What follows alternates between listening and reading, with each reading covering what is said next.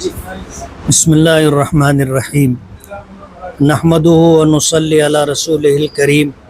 اما بعد۔ جمعیت علماء مدنی روڈ 15 اگست یوم آزادی کے تعلق سے آج دفتر میں ایک میٹنگ رکھی گئی تھی، جس میں ایجنڈے میں 2 بات شامل تھی۔ پہلا عنوان تھا یاد محبان وطن کے عنوان سے جمعیت علماء ہر سال 15 اگست کو ایک پروگرام رکھتی ہے، جس میں ملک کی آزادی کے لیے جو قربانیاں ہمارے اکابرین اور بزرگوں نے اور مسلمانوں نے دی ہے، اسے اجاگر کرنے کے لیے پروگرام کیے جاتے۔ بی جے پی کی جب حکومت بنی تھی اور 2013 یا 14 میں واجپئی نے 2003 یا 4 میں واجپئی نے لال قلعے کی فصیل سے 15 اگست کی تقریب میں مجاہدین آزادی خاص طور پر مسلمانوں کو نظر انداز کیا تھا۔ حضرت مولانا سید اسد مدنی نور اللہ مرقدہ نے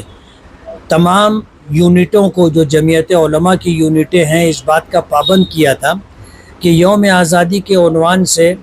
ہر سال 15 اگست کے موقع پر پروگرام لیا جائے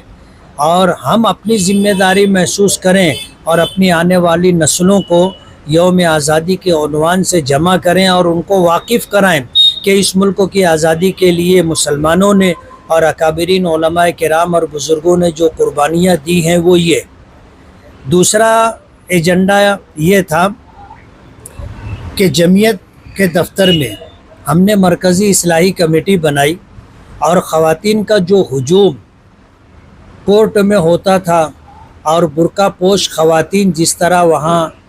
نظر آتی تھی اور مسلمانوں کی جس طرح جگ ہسائی ہوتی تھی، وہ ختم ہو، اس کے لیے مرکزی اصلاحی کمیٹی تشکیل دی گئی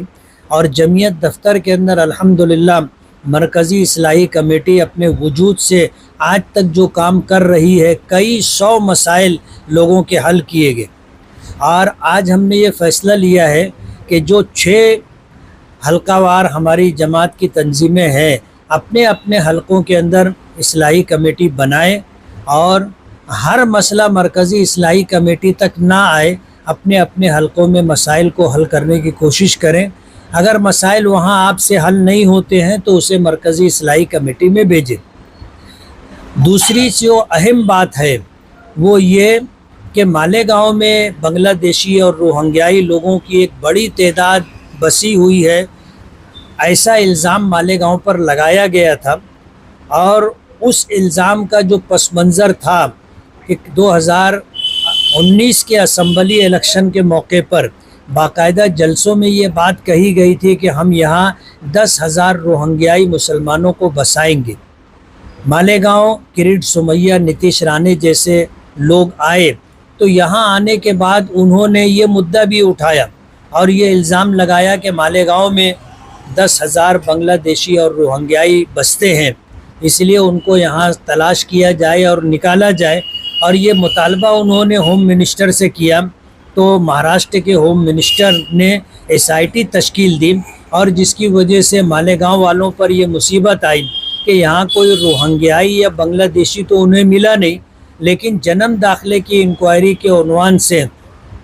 چھوٹی موٹی جو کوتاہیاں تھیں اس کو لے کر کے کافی لوگوں پر مقدمات درج کیے گئے، FIR ہوئی۔ لیکن بدقسمتی کا یہ کہ جمعیت علماء جو پورے ملک میں مظلومین کا مقدمہ لڑتی ہے، FIR جن لوگوں پر ہوئی کسی نے بھی جمعیت سے رابطہ نہیں کیا، اس لیے جمعیت جو ہے ان کی ضمانت کے لیے، ان کا کیس لڑنے کے لیے چاہنے کے باوجود بھی آگے نہیں آ سکی۔ آج یہ فیصلہ ہوا کہ پریس نوٹ کے ذریعے اور سوشل میڈیا کے ذریعے لوگوں کے درمیان یہ بات رکھی جائے کہ جن لوگوں پر FIR ہوا ہے اور جو لوگ گرفتار کیے گئے ہیں وہ اگر جمعیت کی مدد چاہتے ہیں تو جمعیت سے رابطہ کریں، جمعیت ان کا مقدمہ لڑنے کے لیے تیار ہے۔ دوسری اہم بات یہ کہ ٹیکنیکل بنیادوں پر 1044 لوگوں کا جنم داخلہ رد کیا گیا ہے۔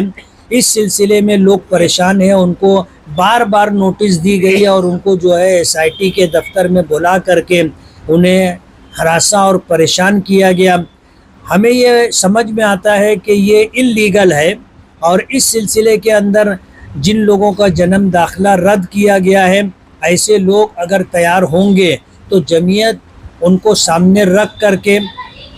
हाई कोर्ट के अंदर पिटिशन दायर करके ये मुकदमा लड़ने के लिए तैयार है। इसलिए मेरी उन लोगों से गुजारिश है जो हिम्मत और हौसला रखते हों और वो लोग अपना जन्म दाखिला तमाम तर कागजात सही होने के बावजूद रद्द कर दिया गया है, उस बेस पर अगर जमीयत से रब्ता करेंगे तो जमीयत उनको साथ में ले करके हाई कोर्ट में पिटिशन दायर करेगी और ये मुकदमा लड़ेगी और मालेगांव शहरियों के साथ जो नाइंसाफ़ी हुई है उनको इंसाफ दिलाने के लिए पूरी कोशिश करेगी।